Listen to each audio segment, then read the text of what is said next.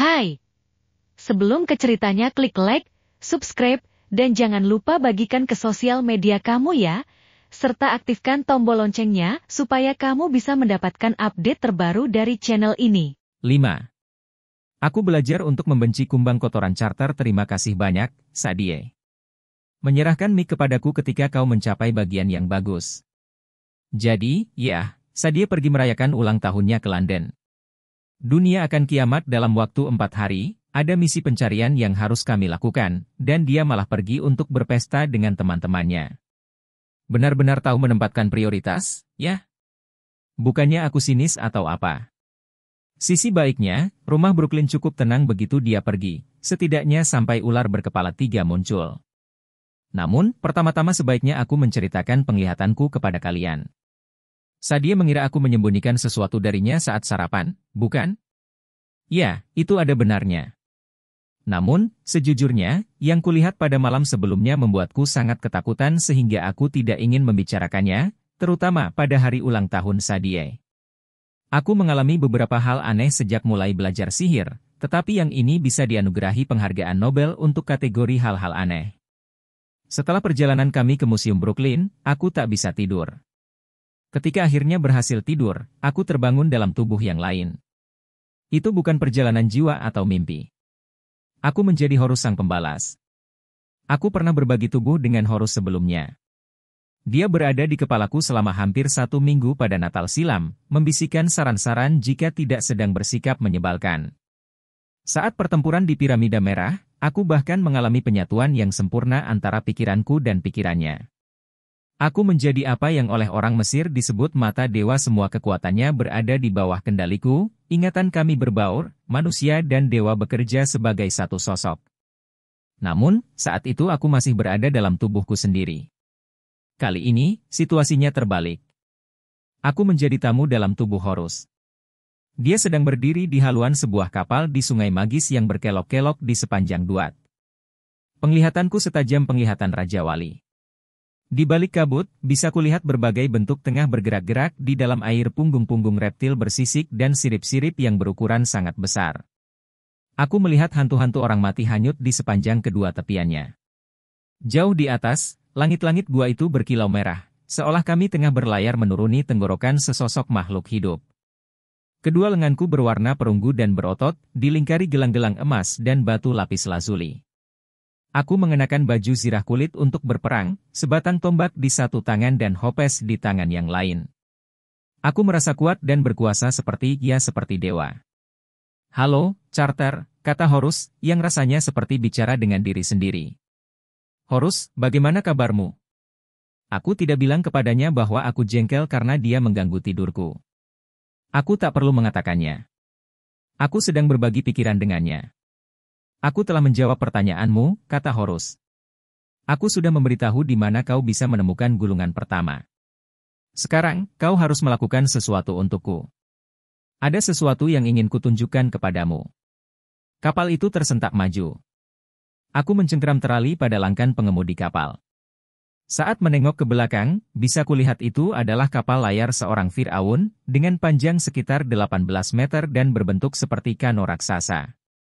Di bagian tengahnya, sebuah tenda usang mengisi mimbar kosong tempat sebuah singgasana mungkin dulu pernah ada.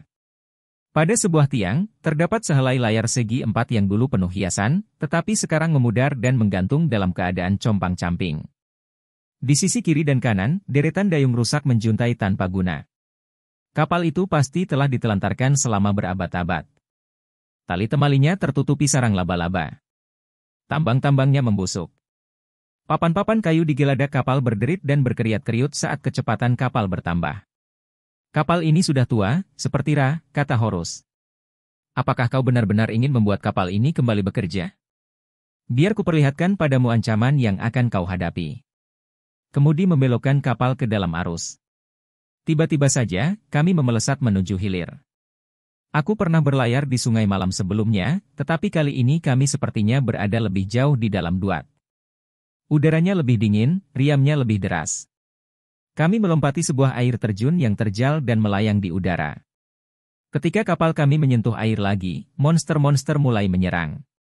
Wajah-wajah mengerikan muncul. Seekor naga laut bermata kucing, seekor buaya berbulu landak, seekor ular berkepala mumi manusia. Setiap kali sesosok monster muncul, kuangkat pedangku dan kutebas mereka, atau kuhunjam dengan tombak agar menjauh dari kapal. Namun, mereka terus berdatangan, berubah bentuk, dan aku tahu bahwa aku bukan Horus si pembalas, bahwa aku hanyalah Charter Kane yang berusaha menghadapi semua kengerian ini. Aku pasti sudah gila, atau mati, atau keduanya. Setiap malam, seperti inilah perjalanannya, kata Horus. Bukan Ra yang menghalangi makhluk-makhluk kekacauan. Kami para dualah yang menjaganya supaya tetap aman. Kami menahan Apophis dan antek-anteknya. Kami melompati satu lagi air terjun dan jatuh menukik ke dalam pusaran air. Entah bagaimana, kami tidak terbalik. Kapal itu berputar keluar dari dalam arus dan terapung-apung ke arah pinggiran sungai. Tepian sungai di sini berupa hamparan batu-batu hitam yang berkilauan, atau begitulah dugaanku. Saat kami semakin dekat, kusadari batu-batu itu adalah cangkang serangga jutaan kulit kumbang yang kering, terhampar hingga kegelapan, sejauh yang dapat kulihat. Beberapa ekor kumbang hidup bergerak lambat di antara selongsong yang sudah kosong, sehingga seluruh bentangan darat itu terlihat seperti sedang merayap. Aku bahkan tidak berusaha menggambarkan bau beberapa juta kumbang kotoran yang sudah mati itu. Penjara sang ular, kata Horus. Aku memindai kegelapan, mencari sel penjara, rantai, sebuah lubang, atau sesuatu. Yang kulihat hanyalah hamparan kumbang mati tanpa akhir. Di mana? Tanyaku. Aku memperlihatkan tempat ini kepadamu dengan cara yang bisa kau pahami, kata Horus. Kalau kau berada di sini secara langsung, kau akan terbakar menjadi abu. Kalau kau melihat tempat ini seperti wujudnya yang sejati, indra manusiamu yang terbatas akan meleleh. Bagus sekali, gumamku. Aku suka sekali kalau indra-indraku meleleh. Kapal itu menyentuh daratan, membangunkan beberapa ekor kumbang yang masih hidup. Seluruh tepian sungai itu tampak seperti sedang menggeliang-geliut. Dulu, semua kumbang sekarab ini hidup, ujar Horus, simbol kelahiran kembali Ra setiap harinya, yang menahan musuh. Sekarang, hanya segelintir yang masih tersisa. Sang ular pelan-pelan memakan kumbang-kumbang itu agar dia bisa keluar. Tunggu, ujarku. Maksudmu? Di depanku, garis tepian sungai membesar ketika sesuatu di bawahnya mendesak ke atas sebuah sosok yang sangat besar, yang tengah berjuang untuk membebaskan diri. Ku cengkeram pedang dan tombakku, tetapi bahkan dengan segala kekuatan dan keberanian Horus, kudapati diriku gemetaran. Cahaya merah bersinar di bawah kulit-kulit kumbang itu. Selongsong-selongsong itu meretih dan bergeser saat sesuatu di bawahnya mendesak ke permukaan. Di balik lapisan kumbang mati yang makin tipis itu, sebuah lingkaran merah selebar 3 meter menatapku. Mata sang ular, penuh kebencian dan lapar, bahkan dalam wujud duaku, aku merasakan kekuatan kekacauan membanjiriku seperti radiasi mematikan, membakarku dari dalam, menggerogoti jiwaku dan aku percaya apa yang dikatakan Horus. Jika aku di sini dalam tubuhku sendiri, aku pasti akan hangus menjadi abu. Sebentar lagi, ular itu akan bebas. Tenggorokanku seakan tersumbat karena panik. Horus, ular itu akan keluar ya, jawab Horus. Sebentar lagi. Horus memandu tanganku. Aku mengangkat tombak dan mengunjamkannya ke mata sang ular. Apophis meraung murka. Tepian sungai bergetar. Kemudian, Apophis membenamkan diri ke bawah kulit-kulit kumbang mati, dan cahaya merah pun memudar. Tapi, bukan hari ini, kata Horus. Pada saat Equinox, ikatannya akan menjadi cukup rapuh sehingga sang ular bisa melepaskan diri, pada akhirnya. Jadilah avatarku lagi, Charter. Bantu aku memimpin para dewa berperang. Bersama-sama, kita mungkin bisa menghentikan kebangkitan Apophis. Tapi, kalau kau membangunkan Ra dan dia mengambil alih tahta, akankah dia punya kekuatan untuk memimpin? Layakkah kapal ini melayari Duat lagi? Kalau begitu, kenapa kau membantuku menemukan gulungan itu? Tanyaku. Kalau kau tidak ingin Ra dibangunkan, kaulah yang harus memilih, kata Horus. Aku mempercayaimu, Charter Kane. Apapun keputusanmu, aku akan mendukungmu. Tapi, banyak dewa lain tidak merasakan hal yang sama. Mereka berpikir peluang kita lebih baik kalau aku menjadi raja dan jenderal mereka, memimpin mereka berperang melawan sang ular. Mereka memandang rencanamu untuk membangunkan Ra sebagai sesuatu yang tolol dan berbahaya. Hanya ini yang bisa kulakukan untuk mencegah pemberontakan terbuka. Aku mungkin tidak mampu mencegah mereka menyerangmu dan berusaha menghalangimu. Persis seperti yang kami butuhkan, ujarku, tambahan musuh. Tidak harus seperti itu, kata Horus. Sekarang, kau telah melihat musuhmu. Siapa yang menurutmu punya peluang lebih besar untuk melawan sang penguasa kekacauan Ra atau Horus? Kapal itu bergerak menjauh dari bibir sungai yang gelap. Horus melepaskan baku, dan kesadaranku kembali melayang ke dunia manusia fana, seperti balon helium. Sepanjang sisa malam itu, aku bermimpi tentang hamparan skarab mati, dan mata merah yang menatap tajam dari lubuk penjara yang semakin melemah. Jika aku bertingkah sedikit aneh keesokan paginya, sekarang kau tahu sebabnya. Aku menghabiskan banyak waktu untuk bertanya-tanya alasan Horus menunjukkan penglihatan itu kepadaku. Jawaban gamblangnya, Horus sekarang adalah Raja Dewa-Dewa. Dia tidak ingin Ra kembali untuk menantang kekuasaannya. Dewa cenderung mementingkan diri sendiri. Bahkan, ketika membantu, mereka selalu punya motif pribadi. Itu sebabnya kita harus hati-hati dalam mempercayai mereka. Di lain pihak, Horus ada benarnya. 5.000 tahun silam saja, Ra sudah setua itu. Tidak ada yang tahu bagaimana keadaannya sekarang. Bahkan, jika kami berhasil membangunkannya, tidak ada jaminan dia akan membantu. Jika dia tampak sepayah kapalnya, aku tidak tahu bagaimana Ra bisa mengalahkan Apophis. Horus bertanya kepadaku siapa yang punya peluang lebih besar melawan sang penguasa kekacauan. Kebenaran yang mengerikan, ketika aku meneliti hatiku, jawabannya adalah tidak seorang pun di antara kami. Bukan para dewa. Bukan para penyihir. Bahkan, bukan kami semua, walaupun kami bekerja sama. Horus ingin menjadi raja dan memimpin para dewa berperang, tetapi musuh ini lebih kuat daripada apapun yang pernah dia hadapi. Apophis setua semesta ini, dan dia hanya takut kepada satu musuh, Ra. Membawa kembali Ra mungkin tidak berguna, tetapi naluriku mengatakan hanya itulah kesempatan kami. Dan, terus terang saja, fakta bahwa semua orang terus mengatakan kepadaku bahwa itu adalah gagasan yang buruk Bast, Horus, bahkan Sadie membuatku semakin yakin bahwa itu adalah langkah yang benar. Aku memang agak keras kepala. Pilihan yang benar nyaris tidak pernah merupakan pilihan yang mudah, ayah sering mengatakan ini kepadaku. Ayah telah menentang seisi dewan kehidupan. Dia telah mengorbankan nyawanya sendiri untuk melepaskan para dewa karena dia yakin itulah satu-satunya cara untuk menyelamatkan dunia. Sekarang, tiba waktunya bagiku untuk mengambil pilihan yang sulit. Lewati saja cerita tentang sarapan dan pertengkaranku dengan Sadie. Setelah dia melompat melewati portal, aku berada di atas atap hanya ditemani kawan baruku, si Griffin gila. Dia berteriak Freak. Begitu keras sehingga aku memutuskan untuk menamainya Freak, lagi pula. Arti Freak adalah gila, sesuai dengan kepribadiannya. Aku mengira dia akan menghilang tadi malam entah melayang pergi atau kembali ke Duat tetapi dia tampaknya senang berada di tempat bertenggernya yang baru. Aku menghiasi tempat itu dengan setumpuk koran pagi, yang semuanya menampilkan kepala berita tentang ledakan gas limbah aneh yang melanda Brooklyn semalam. Menurut laporan mereka, gas tersebut memicu kebakaran aneh di area itu, mengakibatkan kerusakan besar di museum, dan membuat sebagian orang menderita mual, pusing, bahkan berhalusinasi melihat seekor burung kolibri seukuran badak. Gas limbah tolol. Aku tengah melemparkan daging kalkun panggang lagi kepada Freak, ya ampun, nafsu makannya besar sekali, ketika Bast muncul di sebelahku. Biasanya aku suka burung, katanya, tapi makhluk itu menakutkan. Freak! Sahut Freak. Dia dan Bast saling mengamati seolah masing-masing sedang mengira-ngira seperti apa rasa satu sama lain untuk makan siang. Bast menghela napas. Kau tidak akan memeliharanya, kan? Ya, dia tidak diikat atau apa, ujarku. Dia bisa pergi kalau mau. Kurasa, dia suka di sini. Bagus sekali, gumam Bast. Satu hal lagi yang mungkin membunuhmu ketika aku pergi. Menurutku, Freak dan aku cukup rukun, tetapi kurasa tak ada satupun perkataanku yang bisa menenangkan Bast. Dia sudah mengenakan pakaian perjalanan. Bodysuit macan tutul yang biasa dipakainya dilapisi mantel hitam panjang yang diberi sulaman hieroglif pelindung. Ketika dia bergerak, kain mantel itu berpendar, membuat Bast tampak timbul tenggelam dari penglihatan. Berhati-hatilah, aku berkata kepadanya. Dia tersenyum.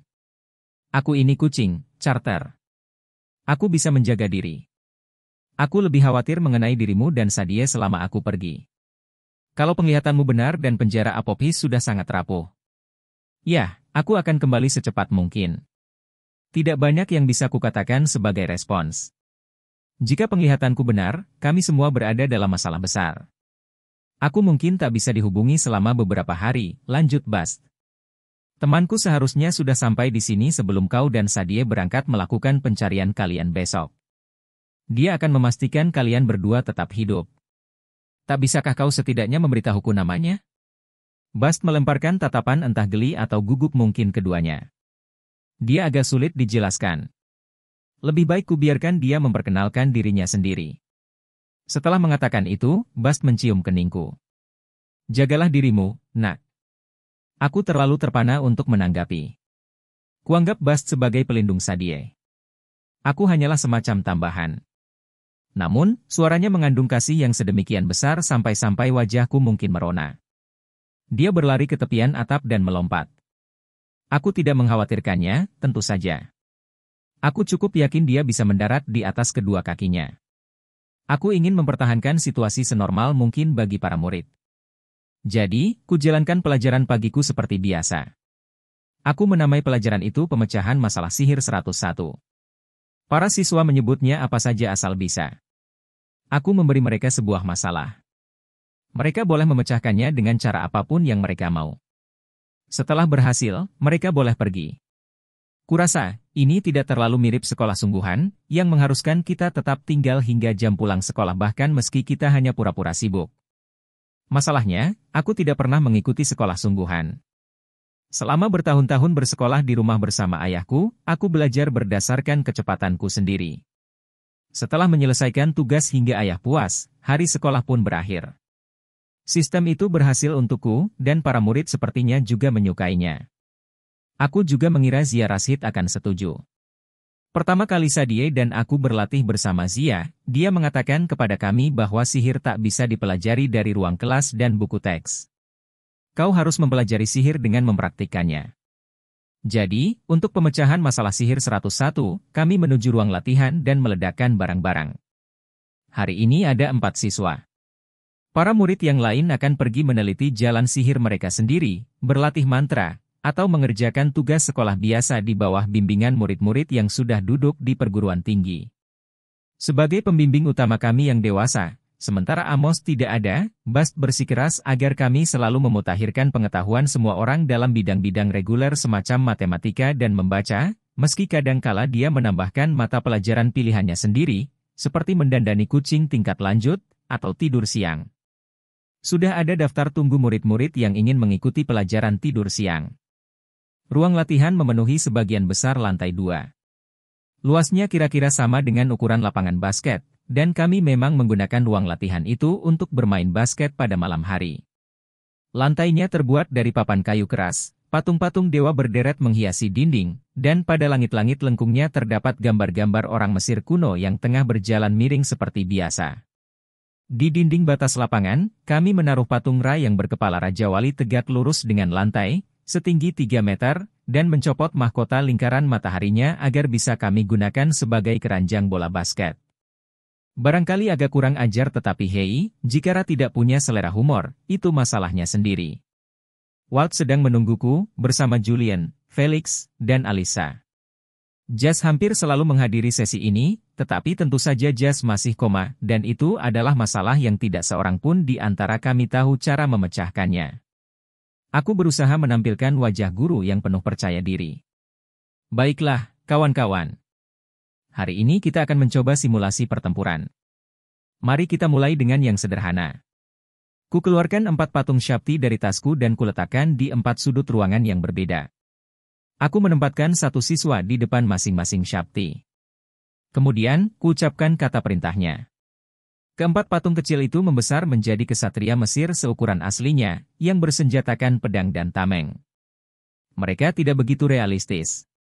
Kulit mereka terlihat seperti keramik mengilat, dan mereka bergerak lebih lambat daripada manusia sungguhan, tetapi mereka cukup bagus untuk pemula. Felix? Panggilku. Jangan pakai penguin. Awe, ayolah.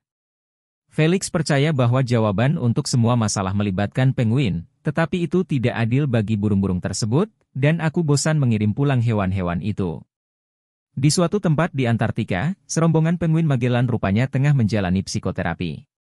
Mulai, seruku, dan pada Shakti pun menyerang. Julian, anak kelas 7 bertubuh besar yang sudah memutuskan mengambil jalan Horus, langsung memasuki medan pertempuran. Dia belum terlalu menguasai cara memanggil avatar tempur, tetapi dia menyelubungi kepalan tangannya dengan energi keemasan seperti sebuah bola besi penghancur bangunan dan meninju si Shakti. Shakti itu melayang mundur menghantam tembok, lalu hancur berantakan. Satu telah tumbang. Alisa selama ini mempelajari jalan Gap, Dewa Bumi. Tidak seorang pun di rumah Brooklyn menguasai sihir tanah, tetapi Alisa jarang memerlukan bantuan. Dia tumbuh di tengah keluarga perajin tembikar di Carolina Utara dan telah bekerja dengan tanah liat sejak masih kecil. Dia menghindari ayunan tangan kikuk si Shakti dan menyentuh punggungnya. Sebuah hieroglif menyala pada baju perang Shakti yang terbuat dari tanah liat. Sepertinya, tak ada sesuatu yang terjadi kepada kesatria itu, tetapi ketika ia berbalik untuk menyerang, Alisa hanya mematung di tempatnya. Aku sudah hendak meneriaki Alisa agar menghindar, tetapi serangan Shakti itu semuanya memeleset. Belatinya menghantam lantai, dan si Kestaria terhuyung. Ia menyerang lagi, mengayunkan senjatanya setengah lusin kali, tetapi belatinya tak pernah sekalipun menyentuh Alisa. Akhirnya, si kesatria berbalik sambil kebingungan dan terhuyung-huyung ke sudut ruangan, tempat ia menghantamkan kepala ke dinding dan gemetar hingga berhenti. Alisa meringis ke arahku. Saper, jelasnya, hieroglif untuk luputlah. Hieroglif yang bagus, ujarku. Sementara itu, Felix menemukan solusi non-penguin. Aku tidak tahu sihir jenis apa yang pada akhirnya akan menjadi spesialisasinya, tetapi hari ini dia memilih yang sederhana dan ganas. Dia meraih sebuah bola basket dari bangku, menunggu si Shakti mengambil langkah, kemudian melambungkan bola itu ke kepala si Shakti. Pengaturan waktunya tepat sekali. Si Shakti kehilangan keseimbangan dan terjatuh, lengan pedangnya retak. Felix mendekat dan menginjak-injak Shakti itu hingga hancur berkeping-keping. Dia menatapku dengan puas. Kau kan tidak bilang kalau kami harus menggunakan sihir. Cukup adil. Kucamkan dalam benakku untuk tidak bermain basket dengan Felix. Waltlah yang paling menarik ditonton. Dia adalah seorang saw, pembuat jimat. Jadi, dia cenderung bertempur dengan benda sihir apapun yang sedang dipegangnya. Aku tak pernah bisa menebak apa yang akan dia lakukan. Sementara, mengenai jalan yang diambil, Walt masih belum memutuskan sihir dewa mana yang akan dipelajarinya. Dia adalah peneliti yang baik seperti Thoth, dewa pengetahuan. Dia bisa menggunakan gulungan papirus dan ramuan nyaris sebaik Sadie. Jadi, dia bisa saja memilih jalan Isis. Dia bahkan bisa juga mengambil jalan Osiris, karena Walt sangat alamiah dalam menghidupkan berbagai benda mati. Hari ini, dia tidak terburu-buru, dia meraba jimat-jimatnya dan mempertimbangkan pilihan-pilihannya. Saat si Shakti mendekat, Walt mundur. Jika Walt punya kelemahan, itu adalah kehati-hatiannya. Biasanya dia terlalu lama berpikir sebelum bertindak. Dengan kata lain, dia adalah kebalikan dari Sadie. Jangan menonjokku, Sadie. Itu benar. Ayolah, Walt, seru Julian, cepat bunuh saja. Kau bisa melakukannya, kata Alisa. Walt meraih salah satu cincinnya. Kemudian, dia melangkah mundur dan tersandung kepingan-kepingan Shakti Felix yang hancur. Aku berteriak, awas! Namun, Walt terpeleset dan terjatuh dengan keras. Shakti lawannya bergegas maju, seraya mengayunkan pedangnya. Aku berlari untuk membantu, tetapi aku terlalu jauh. Tangan Walt sudah terangkat secara naluriah untuk menghalangi serangan. Mata pedang keramik yang telah disihir itu hampir setajam logam sungguhan. Benda itu seharusnya melukai Walt dengan cukup parah, tetapi Walt menggenggamnya, dan Shakti itu pun bergeming. Di bawah jari-jari Walt, mata pedang itu berubah menjadi abu-abu dan dijalari retakan. Warna kelabu menyebar seperti embun beku di sekujur tubuh kesatria itu, dan si Shakti pun remuk menjadi setumpuk debu. Walt tercengang. Dia membuka tangannya, yang tidak terluka sedikit pun. Itu keren. Seru Felix. Jimat apa itu? Walt melemparkan tatapan gugup ke arahku dan aku tahu jawabannya. Itu bukan jimat. Walt juga tidak tahu bagaimana dia melakukannya. Itu saja sudah cukup menghebohkan untuk satu hari. Sungguh. Namun, keanehan itu ternyata hanya permulaan. Sebelum kami berdua sempat mengatakan apa-apa, lantai bergetar. Kukira barangkali sihir Walt menyebar ke bangunan ini, yang pastinya bukan kabar bagus. Atau, mungkin seseorang di bawah kami sedang bereksperimen dengan kutukan keledai meledak lagi. Alisa memekik. Teman-teman. Dia menunjuk patung Ra yang menjorok dari dinding, 3 meter di atas kami. Keranjang basket kami hancur. Awalnya, aku tidak yakin apa yang sedang kulihat. Patung Ra itu tidak berubah menjadi debu seperti Shakti. Benda itu pecah berantakan, jatuh ke lantai dalam bentuk kepingan-kepingan. Kemudian perutku serasa diremas-remas. Kepingan-kepingan itu bukan batu. Patung itu berubah menjadi kulit skarab. Keping terakhir patung itu rontok, dan tumpukan kulit kumbang kotoran tersebut mulai bergerak. 3 kepala ular muncul dari tengah tumpukan. Aku tak keberatan memberitahu kalian, aku panik. Kukira penglihatanku mengenai Apopis menjadi kenyataan persis di tempat itu dan saat itu juga.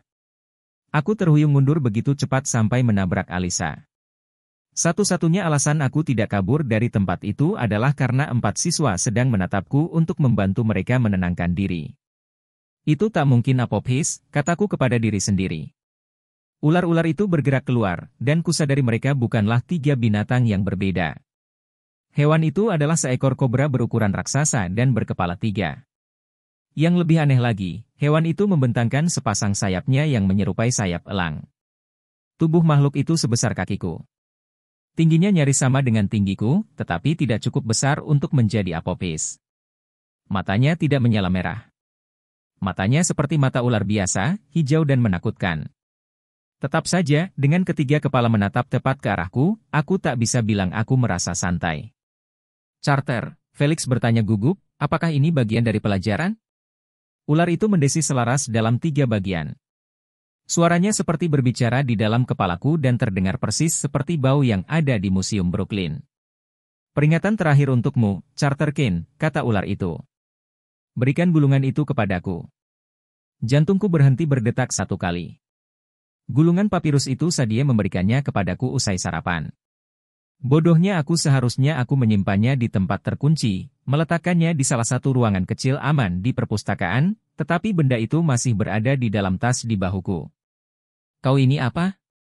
Aku bertanya kepada si ular. Charter. Julian mencabut pedangnya. Haruskah kami menyerang? Murid-muridku tidak menunjukkan tanda-tanda bahwa mereka mendengar ular itu atau aku bicara barusan. Alisa mengangkat kedua tangannya, seolah dia siap menangkap bola. Walt memosisikan diri di antara si ular dan Felix, sementara Felix mencondongkan tubuh ke samping untuk mengintip dari balik badan Walt.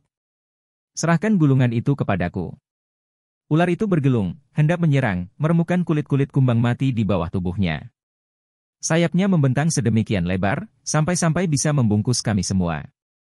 Hentikan pencarianmu, atau aku akan membinasakan gadis yang kau cari, persis sebagaimana aku membinasakan desanya. Aku berusaha menarik pedangku, tetapi kedua lenganku tak mau bergerak. Aku merasa lumpuh, seolah 3 pasang mata itu telah melontarkanku ke dalam kondisi tidak sadarkan diri. Desanya, pikirku. Desa Zia. Ular tak bisa tertawa, tetapi desisan makhluk ini terdengar geli. Kau harus memilih, Charter Kane gadis itu atau Ra.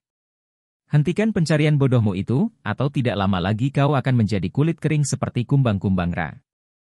Kemarahan menyelamatkanku. Aku akhirnya berhasil mengatasi kelumpuhanku dan berteriak, bunuh. Persis saat ular itu membuka mulutnya, menyemburkan 3 lajur api. Aku membuat sebuah tameng sihir berwarna hijau untuk membelokkan api. Julian melemparkan pedangnya seperti melemparkan kapak. Alisa membuat gerak isyarat dengan tangannya dan 3 patung batu terlontar dari dudukannya, melayang ke arah ular tersebut. Walt menembakkan secercah cahaya abu-abu dari tongkat sihirnya. Sementara Felix melepas sepatu kirinya dan melemparkannya ke arah si monster. Pada saat itu, sungguh tidak enak rasanya menjadi ular tersebut. Pedang Julian memenggal salah satu kepalanya. Sepatu Felix mengenai kepala yang lain. Tembakan tongkat sihir Walt mengubah kepala ketiga menjadi debu. Kemudian, patung-patung Alisa menghantamnya, meremukkan monster itu di bawah 1 ton batu. Yang tersisa dari tubuh ular itu kemudian terurai menjadi pasir. Suasana mendadak sunyi. Keempat muridku memandangiku. Aku meraih ke bawah dan memungut salah satu kulit skarab. Carter, itu bagian dari pelajaran, kan? Tanya Felix. Katakan kepadaku itu bagian dari pelajaran. Aku memikirkan suara ular itu suara yang sama dengan suara bau di Museum Brooklyn. Kusadari mengapa suara itu terdengar begitu akrab. Aku pernah mendengarnya sebelum ini pada pertempuran di Piramida Merah. Carter? Felix terlihat seperti akan menangis.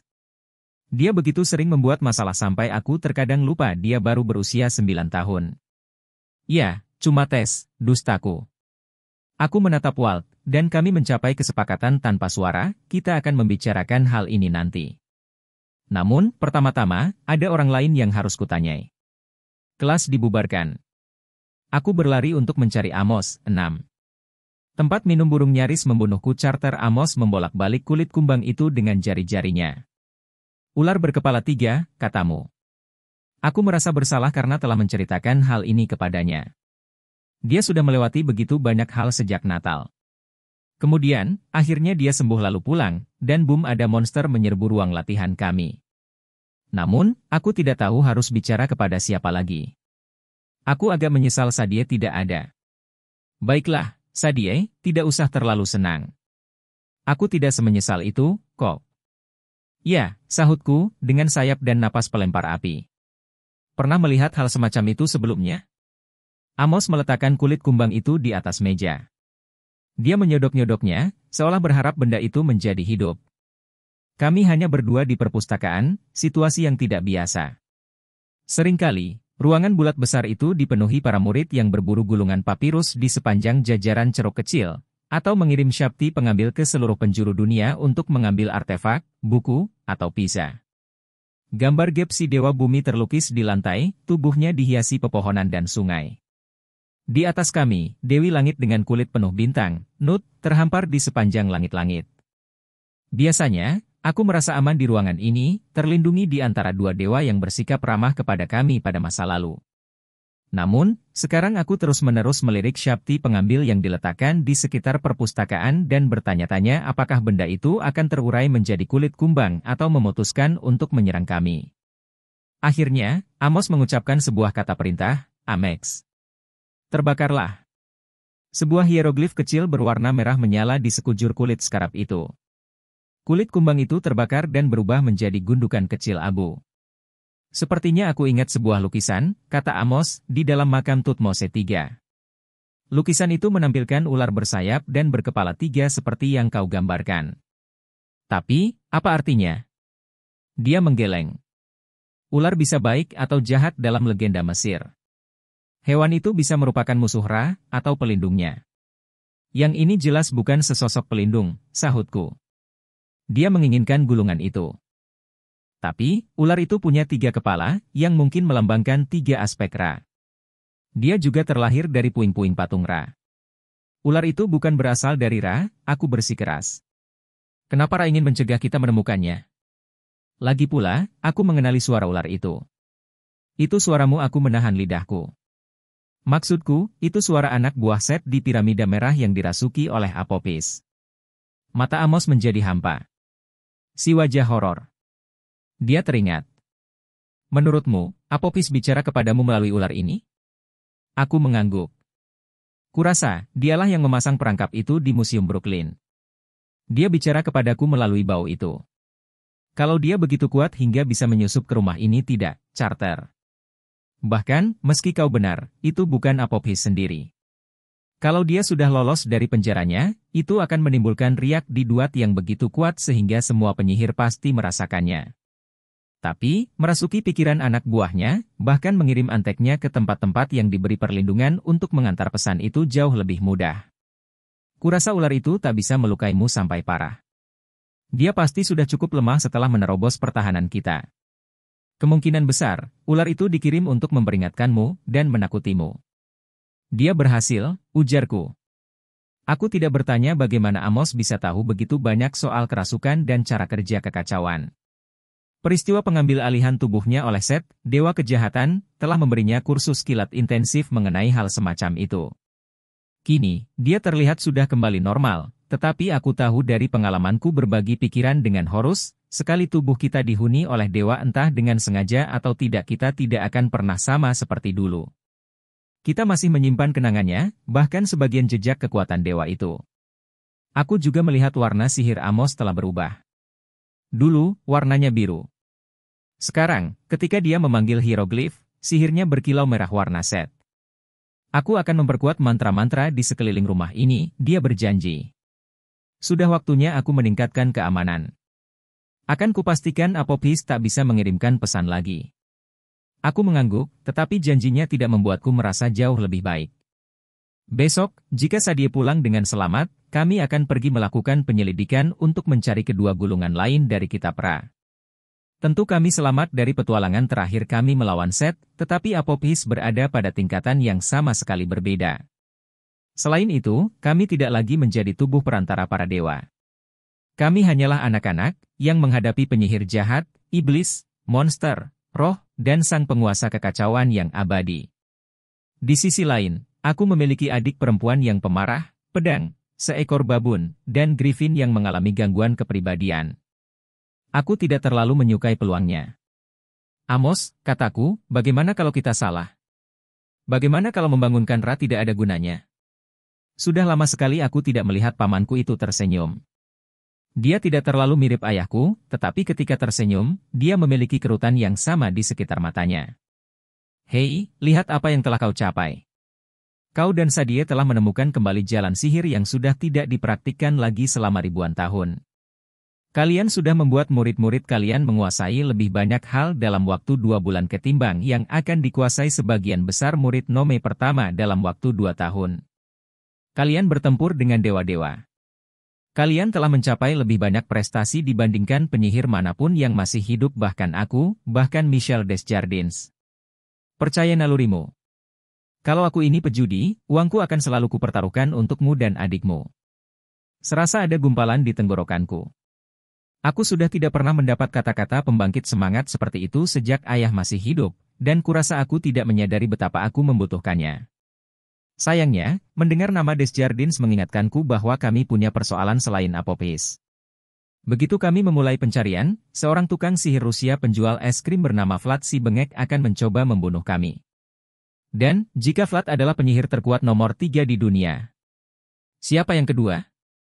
Tanyaku. Amos mengerutkan kening. Apa maksudmu? Kau bilang orang Rusia ini, Vlad Menshikov, adalah penyihir terkuat ketiga yang masih hidup. Desjardins adalah yang terkuat. Jadi, siapa yang kedua? Aku ingin tahu apakah kita harus mewaspadai musuh lain. Gagasan itu sepertinya membuat Amos geli. Jangan khawatirkan soal itu. Dan, bagaimanapun hubungan kalian pada masa lalu dengan Desjardins, aku berani mengatakan bahwa dia bukan benar-benar musuh kita. Katakan itu kepadanya, gumamku. Sudah, Charter. Kami sudah bicara beberapa kali ketika aku masih di Nome pertama. Kukira apa yang telah kau dan Sadie capai di piramida merah sangat mengguncangnya. Dia tahu dia tidak mungkin mengalahkan Set tanpamu. Dia masih tidak setuju denganmu, tapi kalau kita punya waktu, aku mungkin bisa meyakinkannya. Hal itu terdengar sama mungkinnya dengan Apophis dan Ra menjadi teman di Facebook, tetapi kuputuskan untuk tidak mengatakan apa-apa. Amos menyapukan tangan di atas permukaan meja dan mengucapkan mantra. Holograf Ra berwarna merah muncul replika mini dari patung di ruang latihan. Dewa matahari itu terlihat seperti Horus, pria berkepala elang. Namun, tidak seperti Horus, Ra memakai lingkaran matahari sebagai mahkota dan memegang tongkat gembala tongkat bengkok yang tampak seperti kait serta cambuk perang, 2 simbol Firaun. Dia mengenakan jubah, alih-alih pakaian perang, duduk dengan tenang dan penuh keagungan di atas singgasananya, seolah senang menyaksikan yang lain bertempur. Sosok dewa itu terlihat aneh dalam warna merah, berkilauan dengan warna kekacauan. Ada hal lain yang harus kau pertimbangkan, Amos memperingatkan. Aku tidak mengatakan ini untuk mengecilkan hatimu, tapi kau bertanya kenapa Ra mungkin ingin menghalangimu membangunkannya. Kitab Ra dipecah-pecah karena suatu alasan. Kitab itu sengaja dibuat sulit ditemukan. Jadi, hanya yang layak yang akan berhasil. Kau harus memperkirakan adanya kesulitan dan rintangan dalam pencarianmu. Kedua gulungan yang lain setidaknya sama terlindungnya dengan yang pertama.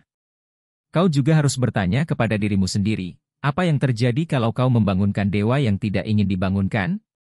Pintu perpustakaan terbanting membuka, dan aku nyaris terlonjak dari kursiku. Cleo dan 3 gadis lain masuk, sambil mengobrol dan tertawa sementara tangan mereka penuh dengan gulungan papirus. Ini dia kelas risetku. Amos menjentikan jari dan holograf pun menghilang. Kita akan bicara lagi, Carter, mungkin setelah makan siang. Aku mengangguk, meski saat itu aku sudah curiga kami tidak akan sempat merampungkan percakapan kami. Ketika aku menengok dari pintu perpustakaan, Amos sedang menyampaikan salam pembuka kepada para murid, seraya menyeka abu kulit skarab dari meja dengan santai. Aku tiba di kamarku dan menemukan Hufu sedang tidur-tiduran di ranjang, sambil memindah-mindah saluran olahraga. Dia mengenakan kaos Lakers favoritnya, dan menaruh semangkuk Cheetos di perutnya. Sejak para murid berdatangan, aula besar menjadi terlalu ramai bagi Hufu untuk menonton TV dengan tenang. Jadi, dia memutuskan untuk menjadi teman sekamarku. Kurasa itu adalah pujian, tetapi berbagi tempat dengan seekor babun tidaklah mudah. Menurutmu bulu anjing dan kucing sering rontok? Cobalah membersihkan bulu monyet dari pakaianmu. Apa kabar? Tanyaku. Bisa dibilang, hanya itulah yang selalu dia ucapkan. Bagus, kataku kepadanya. Aku mau ke balkon. Di luar, udara masih dingin dan berhujan. Angin dari istri Ver pasti membuat penguin Felix menggigil kedinginan, tetapi aku tidak keberatan. Untuk pertama kalinya sejak hari itu, aku akhirnya bisa sendirian. Sejak murid-murid kami datang ke rumah Brooklyn, aku merasa seperti selalu berada di atas panggung. Aku harus berlagak percaya diri, bahkan ketika aku menyimpan keraguan. Aku tidak bisa marah-marah kepada siapapun, ya, kecuali kepada Sadie. Sesekali, dan ketika situasi kacau, aku tak bisa mengeluh terang-terangan. Anak-anak lain telah datang jauh-jauh untuk berlatih bersama kami. Banyak di antara mereka yang bertempur dengan monster atau penyihir dalam perjalanan. Aku tidak bisa mengakui bahwa aku tidak tahu apa yang kulakukan, atau bertanya-tanya dengan lantang apakah jalan para dewa ini akan menewaskan kami semua. Aku tak bisa mengatakan, nah karena sekarang kalian sudah di sini, mungkin ini bukan gagasan yang bagus. Namun, seringkali seperti itulah perasaanku. Dengan adanya Hufu di kamarku, balkon adalah satu-satunya tempat aku bisa bermuram durja seorang diri. Aku menatap ke seberang sungai, ke arah Manhattan. Pemandangannya sangat indah. Ketika Sadie dan aku pertama kali tiba di rumah Brooklyn, Amos memberitahu kami bahwa para penyihir berusaha menghindar dari Manhattan. Dia bilang Manhattan punya masalah-masalah lain apapun maksudnya itu. Kadang-kadang, ketika aku memandang ke seberang sungai, aku bersumpah aku melihat macam-macam hal. Sadie mentertawaiku, tetapi aku pernah mengira melihat seekor kuda terbang. Mungkin itu hanya ilusi optik yang ditimbulkan oleh perisai sihir di rumah ini, tetapi tetap saja aneh. Aku mengalihkan perhatian ke arah satu-satunya perabot di balkon, mangkuk pemantauku. Benda itu terlihat seperti tempat minum burung hanya sebuah pinggan perunggu di atas dudukan batu tetapi itu adalah benda sihir favoritku. Walt membuatkannya untukku persis setelah dia tiba di sini. Suatu hari, aku mengatakan betapa asyiknya jika bisa mengetahui apa yang sedang berlangsung di nome-nome lain, dan dia membuatkanku mangkuk ini. Aku pernah melihat murid-murid menggunakannya di nome pertama, tetapi benda itu selalu terlihat cukup sulit untuk dikuasai. Untungnya, Walt ahli membuat benda sihir. Jika mangkuk pemantauku diibaratkan mobil, maka ia adalah mobil Cadillac, dengan setir daya, transmisi otomatis, dan penghangat pantat. Yang harus kulakukan hanyalah mengisinya dengan minyak zaitun yang bersih dan mengucapkan kata perintah. Mangkuk itu akan memperlihatkan apa saja kepadaku, selama aku bisa memvisualisasikannya dan yang ingin kulihat tidak ditamengi sihir. Tempat-tempat yang tak pernah kudatangi sulit untuk dilihat. Orang-orang atau tempat-tempat yang pernah kulihat secara langsung atau yang sangat berarti bagiku hal-hal seperti itu biasanya mudah untuk dilihat. Aku sudah ratusan kali mencari Zia tanpa hasil. Yang ku tahu hanyalah, mentor lama Zia, Iskandar, telah menggunakan sihir untuk menidurkannya dan menyembunyikannya di suatu tempat. Dia juga menggantikan Zia dengan sesosok Shakti untuk mengamankannya, tetapi aku tidak tahu di mana Zia yang asli tertidur. Aku mencoba hal baru. Kusapukan tanganku di atas mangkuk dan kubayangkan tempat pasir merah. Tidak terjadi apa-apa. Aku belum pernah ke sana, tak tahu seperti apa tempat itu selain kemungkinan bahwa tempat itu berwarna merah dan berpasir. Minyak zaitun hanya memperlihatkan pantulan diriku sendiri. Baiklah. Jadi, aku tak bisa melihat Zia. Aku melakukan hal terbaik nomor 2. Aku berkonsentrasi pada kamar rahasianya di nome pertama. Aku baru sekali berada di sana, tetapi aku mengingat setiap detailnya. Disitulah pertama kalinya aku merasa dekat dengan Zia. Permukaan minyak itu beriak dan menjadi pengumpan video magis. Tak ada yang berubah di kamar itu. Lilin-lilin ajaib masih menyala di atas meja kecil. Dinding-dindingnya dipenuhi foto Zia, foto-foto desa keluarganya di dekat Sungai Nil, ibu dan ayahnya, Zia saat masih kecil. Zia pernah bercerita kepadaku bagaimana ayahnya menemukan sebuah relik Mesir dan secara tidak sengaja melepaskan monster ke desa mereka. Para penyihir datang mengalahkan monster tersebut, tetapi seluruh desa telah hancur. Hanya Zia, yang disembunyikan oleh orang tuanya, yang selamat. Iskandar, ketua lektor yang lama, membawanya ke nome pertama dan melatih Zia. Dia sudah seperti ayah bagi Zia. Kemudian, Natal silam, dewa-dewa dilepaskan di British Museum. Salah satu di antara mereka, Nephthys, telah memilih Zia sebagai tubuh perantaranya. Menjadi titisan dewa bisa diganjar dengan hukuman mati di nome pertama, entah kita sengaja atau tidak menjadi tubuh perantara roh dewa. Jadi, Iskandar menyembunyikan Zia. Dia mungkin bermaksud membawa Zia kembali setelah membereskan situasi, tetapi dia meninggal dunia sebelum hal itu terjadi. Jadi, Zia yang kukenal adalah replika, tetapi aku harus percaya bahwa si Shakti dan Zia yang asli berbagi pikiran. Dimanapun Zia yang asli berada, dia akan mengingatku jika dia bangun. Dia pasti tahu kami memiliki ikatan mungkin awal dari hubungan yang baik. Aku tak bisa menerima bahwa aku telah jatuh cinta kepada sesosok tembikar. Dan, aku jelas tak bisa menerima bahwa menolong Zia berada di luar kemampuanku. Aku berkonsentrasi pada bayangan di dalam minyak. Ku perbesar foto Zia yang sedang digendong di pundak ayahnya. Dia masih kecil di dalam foto itu, tetapi kau pasti bisa menebak bahwa dia akan menjadi cantik setelah besar nanti. Rambut hitamnya yang berkilau dipotong pendek, seperti ketika aku mengenalnya. Kedua matanya berwarna kuning gading cemerlang. Sang fotografer menangkap momennya saat sedang tertawa seraya berusaha menutupi mata ayahnya dengan kedua tangan. Senyumnya memancarkan kenakalan yang jenaka. Aku akan membinasakan gadis yang kau cari, kata ular berkepala 3 itu, persis sebagaimana aku membinasakan desanya. Aku yakin maksudnya adalah desa Zia. Namun, apa kaitan serangan 6 tahun silam dengan kebangkitan Apophis sekarang? Jika itu bukan sekadar kecelakaan acak, jika Apophis memang berniat menghancurkan rumah Zia, lalu apa alasannya? Aku harus menemukan Zia. Ini bukan persoalan pribadi lagi. Entah bagaimana, dia terkait dengan pertempuran melawan Apophis nanti. Jika peringatan ular itu benar, jika aku harus memilih antara menemukan kitab Ra dan menyelamatkan Zia. Ya, aku sudah kehilangan ibuku, ayahku, dan kehidupan lamaku demi menghentikan Apophis. Aku tak mau kehilangan Zia juga. Ketika aku sedang merenungkan sekeras apa Sadie akan menendangku jika dia mendengarku mengatakan itu, seseorang mengetuk pintu kaca balkon. Hei! Walt berdiri di ambang pintu, sambil memegang tangan Hufu. Kuharap kau tidak keberatan. Hufu mengizinkanku masuk. Ag. Hufu membenarkan.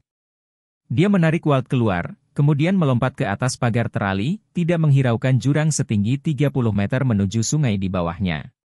Tidak masalah, ujarku. Aku toh tidak punya pilihan. Hufu sangat menyukai Walt, barangkali karena dia lebih pandai bermain basket daripada aku. Walt mengangguk ke arah mangkuk pemantau. Bagaimana benda itu bekerja dengan baik? Gambar kamar Zia masih berpendar-pendar dalam minyak. Kuayunkan tanganku di atas mangkuk dan mengubahnya menjadi hal lain. Karena aku sedang berpikir mengenai Sadie, aku memilih ruang tamu kakek dan nenek. Bekerja dengan baik, kok. Aku kembali menghadap Walt. Bagaimana perasaanmu? Untuk suatu alasan, seluruh tubuhnya menegang. Dia menatapku seolah aku berusaha menyudutkannya. Apa maksudmu? Kejadian di ruang belajar. Ular berkepala 3. Kau pikir apa yang kumaksud? Otot-otot di lehernya mengendur. Benar, maaf, cuma pagi yang aneh. Apa Amos punya penjelasan? Aku bertanya-tanya apa ada perkataanku yang mengganggunya, tetapi kuputuskan untuk membiarkannya saja. Ku beritahu dia mengenai percakapanku dengan Amos. Walt biasanya cukup tenang menghadapi berbagai hal. Dia pendengar yang baik. Namun, dia masih tampak waspada, tegang. Ketika aku selesai bicara, dia melangkah ke arah kisi-kisi tempat Hufu bertengger. Apopis melepaskan makhluk itu di rumah ini? Kalau kita tidak menghentikannya menurut Amos, kekuatan ular itu tidak terlalu hebat. Dia kesini hanya untuk menyampaikan pesan dan menakut-nakuti kita. Walt menggeleng-geleng dengan risau. Yah, sekarang dia tahu kemampuan kita, kurasa.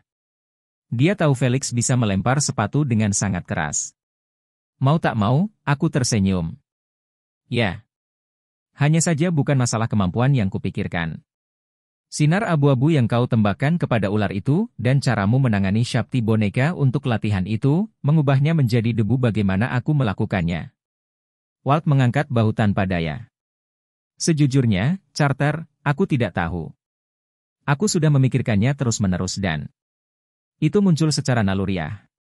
Awalnya, kupikir mungkin Shakti itu punya semacam mantra penghancuran diri yang terpasang di dalamnya, dan tanpa sengaja aku memicunya. Kadang-kadang, aku bisa melakukan itu dengan benda sihir mengaktifkan atau mematikan mereka. Tapi, itu tidak menjelaskan bagaimana kau melakukannya lagi kepada si ular. Memang tidak, dia sepakat. Dia tampaknya lebih terusik oleh peristiwa itu daripada aku. Hufu mulai memberi perawatan pada rambut Walt, mencarikan kutu, dan Walt bahkan tidak berusaha menghentikannya. Walt. Aku ragu-ragu, tidak ingin mendesaknya. Kemampuan baru ini, mengubah benda-benda menjadi debu tidak ada hubungannya dengan. Kau tahu, apapun yang kau sampaikan kepada Jas waktu itu? Muncul lagi, raut wajah seperti hewan dalam kurungan. Aku tahu, lanjutku cepat-cepat, itu sama sekali bukan urusanku. Tapi, akhir-akhir ini kau tampak galau. Kalau ada yang bisa kulakukan. Walt menatap sungai. Dia tampak begitu sedih, sampai Hufu mengeluarkan bunyi gerutuan dan menepuk-nepuk bahunya. Terkadang, aku bertanya-tanya kenapa aku datang ke sini, kata Walt.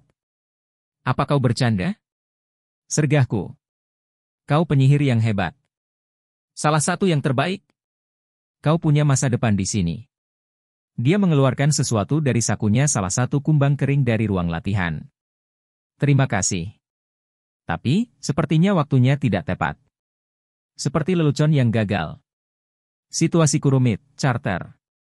Dan, masa depan. Entahlah. Aku punya firasat dia membicarakan sesuatu di luar tenggat waktu 4 hari kami untuk menyelamatkan dunia. Dengar, kalau ada masalah, kataku, kalau ada hubungannya dengan caraku dan Sadie mengajar tentu saja bukan. Kau hebat. Sementara Sadie dia sangat menyukaimu, ujarku. Aku tahu dia kadang terlalu bersemangat melakukan pendekatan. Kalau kau ingin dia mundur. Baiklah. Sadie. Mungkin seharusnya aku tidak mengatakan itu. Tapi, kau sangat kentara ketika menyukai seseorang. Kupikir itu mungkin membuat anak ini merasa tidak nyaman. Walt malah tertawa. Bukan, tidak ada hubungannya dengan Sadie. Aku juga menyukainya. Aku hanya Hufu berseru begitu keras sampai aku terlompat. Babun itu memamerkan taringnya. Aku menoleh dan menyadari bahwa dia menggeram ke arah mangkuk pemantau. Pemandangannya masih ruang tamu kakek dan nenek. Namun, saat kuperhatikan lebih cermat, kusadari ada sesuatu yang salah. Lampu dan TV tidak menyala. Sofa terjungkir. Mulutku terasa seperti logam. Aku berkonsentrasi, berusaha mengubah gambar sampai bisa melihat pintu depan. Pintu itu hancur berkeping-keping. Ada masalah apa? Walt datang ke sampingku. Apa itu? Sadie. Kufokuskan seluruh kekuatan batinku untuk menemukannya. Aku sangat mengenalnya sehingga biasanya aku dapat menemukan Sadie seketika, tetapi kali ini minyak itu berubah hitam. Rasa sakit yang tajam menusuk di balik mataku, dan permukaan minyak itu meledakkan nyala api. Walt menarikku mundur sebelum api menyambar wajahku. Hufu menyalak dengan khawatir dan menjatuhkan mangkuk itu hingga meluncur ke istriver. Apa yang terjadi? Walt bertanya. Aku tak pernah melihat sebuah mangkuk melakukan portal ke London. Aku terbatuk-batuk, lubang hidungku perih terkena minyak zaitun yang terbakar. Yang terdekat. Sekarang. Walt tampaknya mengerti. Raut wajahnya mengeras penuh tekad. Portal kita masih dalam pendinginan. Kita harus kembali ke Museum Brooklyn. Griffin, ujarku. Ya. Aku juga ikut. Aku berbalik ke arah Hufu. Beritahu Amos kami pergi. Sadie dalam masalah. Tak ada waktu untuk menjelaskan.